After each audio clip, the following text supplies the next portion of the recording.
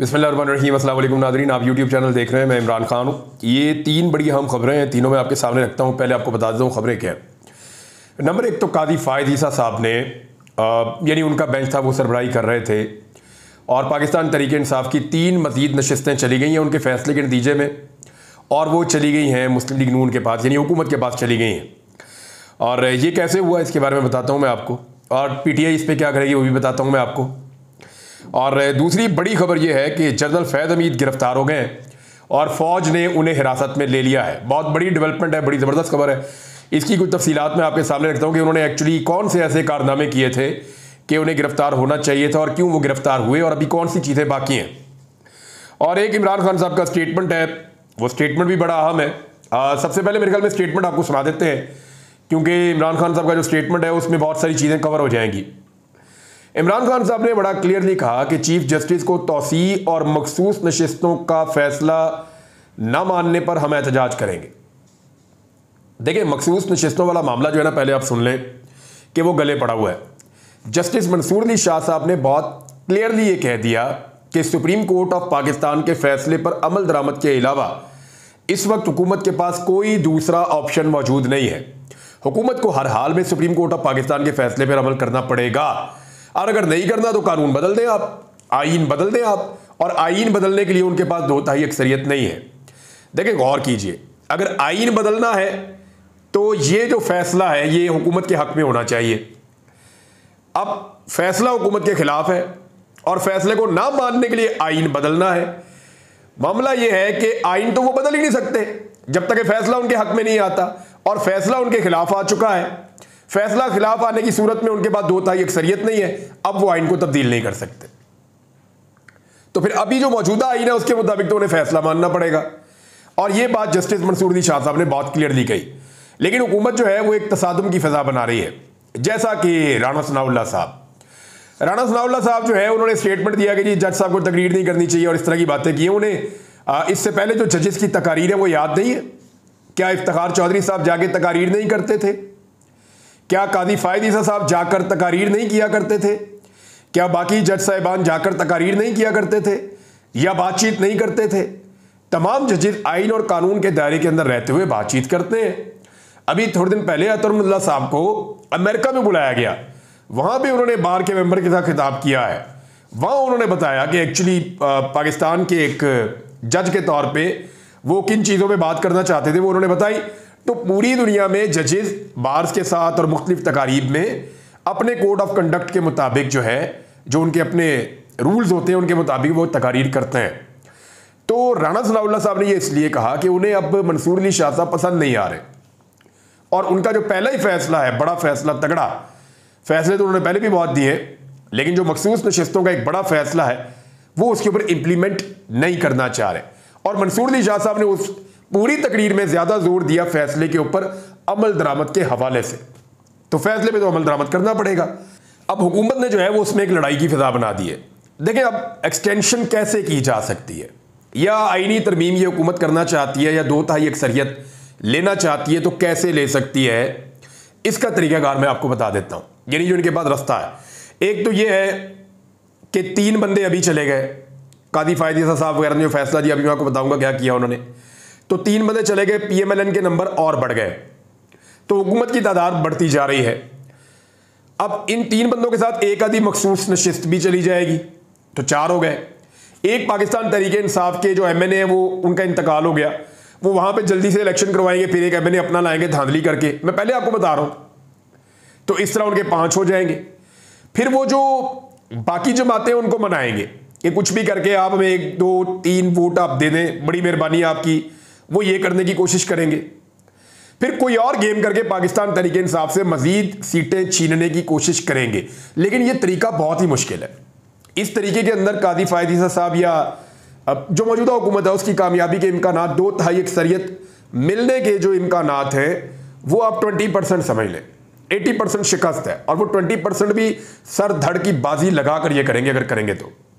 जो एक ही तरीका है आसान, वो ये है कि फैसले पर अमल दरामद ना किया जाए जो मखसूस नशिस्तों वाला है। या तो फैसले पर अमल दरामद ना करें, या फिर रिव्यू के अंदर जाएं और कम से कम 2 जजेस अपनी राय बदल लें, और जब 2 जजेस अपनी राय बदल लें तो फैसला आ जाए पीएमएलएन के हक में, और जब फैसला उनके हक में आ जाए, मखसूस नशिस्तें उनको मिल जाए, तो 2 सीरीज पूरी हो जाती है।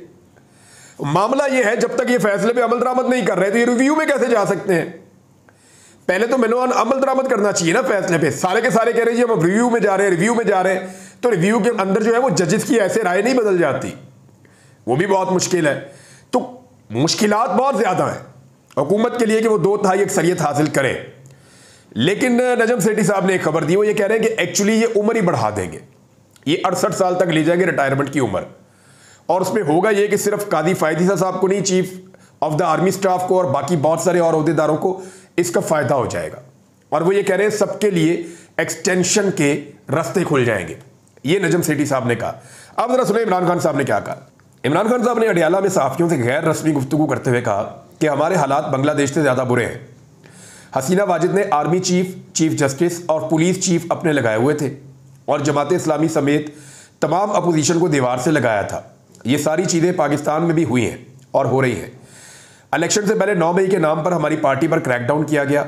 जिन्होंने 9 मई की फुटेज चुराई उन्होंने ही 9 मई किया। हमारी आधी लीडरशिप को पकड़कर जेल में डाला गया और आधी लीडरशिप अंडरग्राउंड हो गई। बाकियों से वीगो डाले के जरिए पार्टी छुड़वा दी गई। चीफ जस्टिस और इलेक्शन कमीशन मिले हुए थे। आर्मी चीफ ने इनकी सपोर्ट की थी, लेकिन 8 फरवरी को उनका सारा मंसूबा नाकाम हो गया। मेरे एस्टेब्लिशमेंट से राब्ते का सुनकर इनकी काम पे टांग जाती है।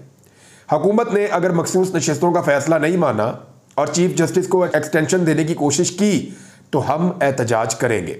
बांग्लादेश में जब लोग बाहर निकले तो फौज ने अपने अवाम पर गोली चलाने से इनकार कर दिया।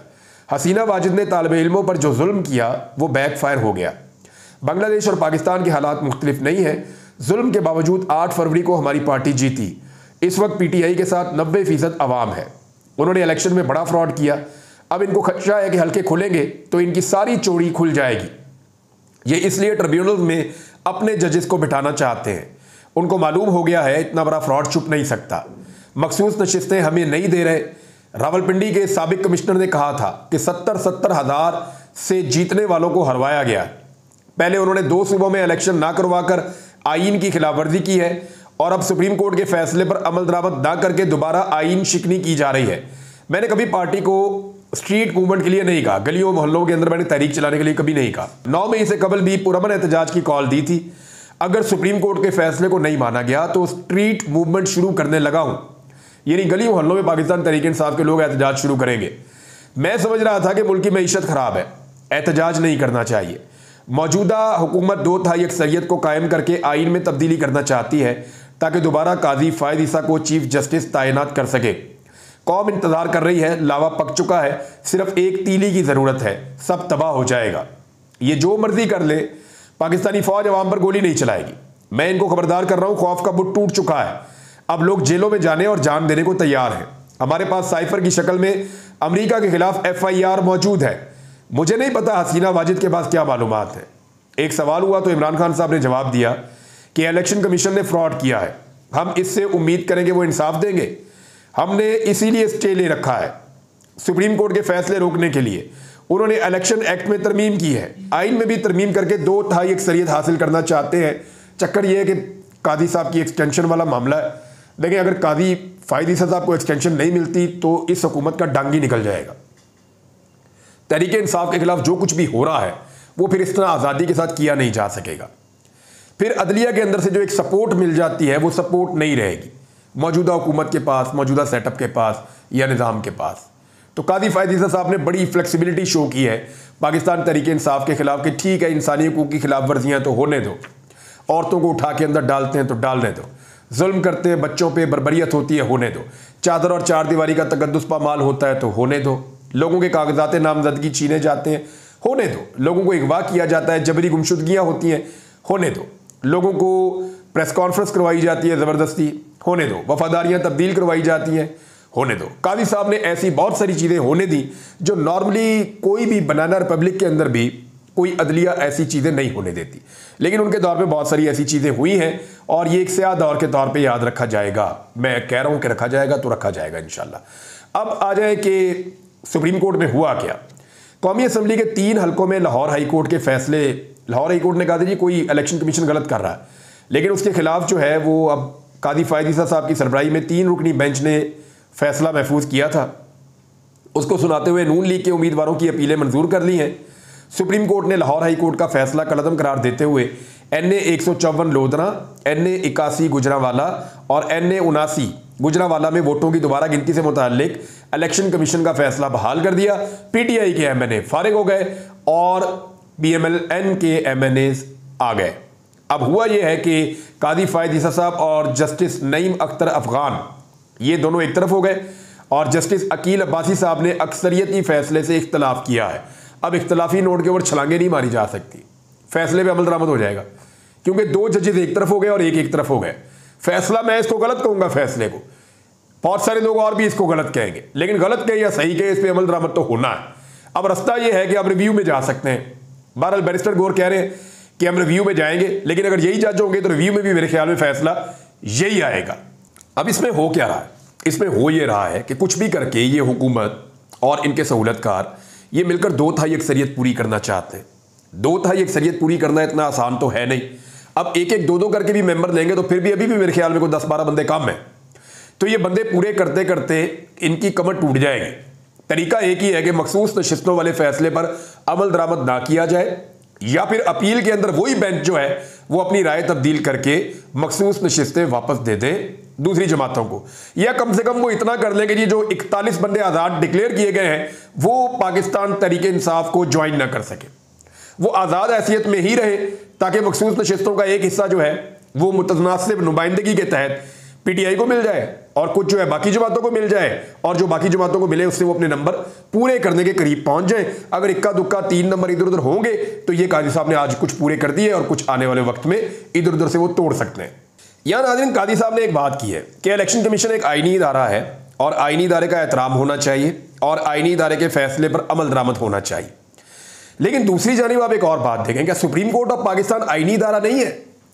वहां पे 2 जजेस अपने इख्तलाफी फैसले में लिखते हैं कि जी फैसले पे अमल दरामद नहीं होना चाहिए, गैर आईनी फैसले पे। मामला यह है कि सुप्रीम कोर्ट ऑफ पाकिस्तान क्या आईनी इदारा नहीं है? क्या उसका फैसला एक आईनी इदारे का फैसला नहीं है? क्या उसके फैसले के ऊपर अमल दरामद नहीं होना चाहिए?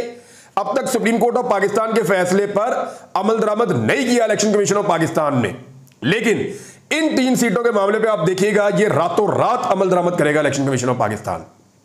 आप गौर कर लीजिएगा, पाकिस्तान तरीके इंसाफ की सीटें उनको वापस नहीं दी अभी तक, लेकिन ये 3 सीटें फौरन PMLN को दे देगा इलेक्शन कमीशन। मैं आपको बता रहा हूं, एक आधे दिन में आपको खबर भी मैं दे दूंगा कि कितनी तेजी से वो सुप्रीम कोर्ट के ये वाले फैसले पर अमल दरामद करेगा। और कादी फायद ईसा साहब की कैसी किस्मत है, वो जब भी कोई फैसला करने लगते हैं पहले ही सबको पता होता है वो क्या करेंगे। यानी सबको पता होता है इनका फैसला इमरान खान के खिलाफ और नवाज शरीफ के हक में आना है। जो चीज नवाज शरीफ को सूट करती है कादी साहब ने वही करना है, और जो चीज इमरान खान को नुकसान पहुंचाती है कादी साहब ने वही करना है। ये पढ़ी लिखी बात, इसके अलावा हो ही कुछ नहीं सकता, पत्थर पे लकीर है ये बात। जनरल फैद हमीद को जनाब गिरफ्तार कर लिया गया है और फौजी तहवील में उसको ले लिया गया है। साबिक DG ISI फैद हमीद और कोर्ट मार्शल की कार्रवाई जनरल फैद हमीद के खिलाफ शुरू हो गई है। और मामला यह है ISPR की जानिब से एक एलामिया जारी किया गया जिसमें कहा गया कि सुप्रीम कोर्ट ऑफ पाकिस्तान के अहकामात की तामील करते हुए पाक फौज की जानिब से ये जस्टिस कादी फायद ईसा, तबरुल्लाह साहब और जस्टिस अमीनुद्दीन साहब ने मिलकर एक फैसला किया था।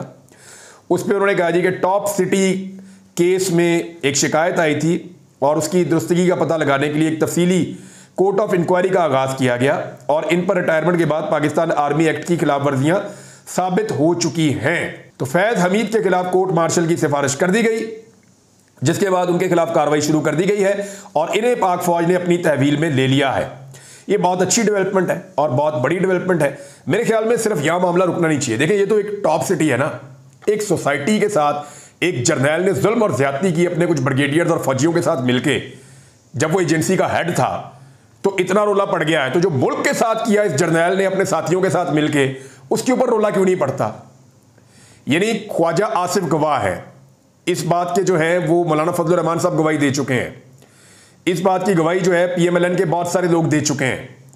इस बात की गवाही बार बार आती है, बार बार आती है, और सब लोग बताते हैं। वजीर दिफा मौजूदा कह रहा है कि जनरल फैद हमीद ने जनरल बाजुआ के साथ मिलकर हमें ऑफर की थी इमरान खान साहब की हुकूमत गिराने की, और उसके बाद फिर इमरान खान साहब की हुकूमत गिरा भी दी गई। और फजलुर रहमान साहब तो कहते हैं जनाब इन्होंने मिलकर करवाया हमारे से, ये तो सारे मिलकर अब कह रहे हैं। तो मेरे ख्याल में, और जनरल बाजवा जो है वो खुद भी बताते हैं मैं फलां को मिलता था, फलां को मिलता था, इसको ये कहता था। तो कहानी बड़ी वाज़ेह है मेरे ख्याल में। एक सोसाइटी के मामले के ऊपर तो जर्नैल जिसने ये किया, लूट मार की, वहां से सोना उठाया, चीजें उठाई, उनके साथ जुल्म किया, निशान इबरत तो बनाना चाहिए, बिल्कुल बनाना चाहिए। और ये तासुर नहीं रहना चाहिए कि कोई इदारा या कुछ लोग जो है वो मुकद्दस गाय हैं, बिल्कुल इनको सजा मिलनी चाहिए।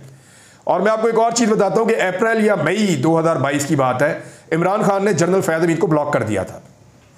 मैंने उस दौर में एक वीलॉग भी किया था, वो आप निकाल के सुन लें। मैंने कहा था कि दो बहुत अहम बड़े ओहदेदारों को इमरान खान साहब ने ब्लॉक किया है, उनमें से एक जनरल बाजवा और दूसरे जनरल फैज़ हमीद थे। दोनों को इमरान खान साहब ने ब्लॉक किया था, और ठीक ब्लॉक किया था। ये दोनों मिलकर गेम कर रहे थे। तो अब जो है वो इनके खिलाफ सिर्फ ये कार्रवाई नहीं होनी चाहिए, बल्कि कार्रवाई ये भी होनी चाहिए कि इन्होंने अपने किन साथियों के साथ मिलकर नवाज शरीफ की चाहे हुकूमत गिराई हो, चाहे इमरान खान की हुकूमत गिराई हो, जो भी इन्होंने सियासत के अंदर मुदाखलत करके मुल्क को नुकसान पहुंचाया, उसके ऊपर भी इनके ऊपर कार्रवाई की जाए। वो भी आर्मी एक्ट की खिलाफ वर्जी है, और वो कार्रवाई जरूर होनी चाहिए। एक सोसाइटी को, इंडिविजुअल को नुकसान पहुंचाना छोटी बात है, मुल्क को और पूरी कौम को नुकसान पहुंचाना बहुत बड़ी बात है। और यह तासुर खत्म होना चाहिए कि किसी आर्मी चीफ के खिलाफ कार्रवाई नहीं हो सकती। जनरल मुशर्रफ के खिलाफ फैसला आया, कार्रवाई नहीं हुई। अब जनरल बाजवा के बारे में इतनी चीजें आ रही हैं, जनरल फैज़ हमीद उस वक्त DGIS ही थे, उनके खिलाफ इतनी चीजें आ रही हैं, तो कार्रवाई जरूर होनी चाहिए। और इस हुकूमत को इस पर इनिशिएटिव लेना चाहिए, और पाकिस्तान तहरीक इंसाफ समेत तमाम जमातों को साथ देना चाहिए, ताकि इनको निशाने इबरत बनाए। अब तक के लिए इतना ही, अपना ख्याल रखिएगा, अपने चैनल का भी। अल्लाह हाफिज़।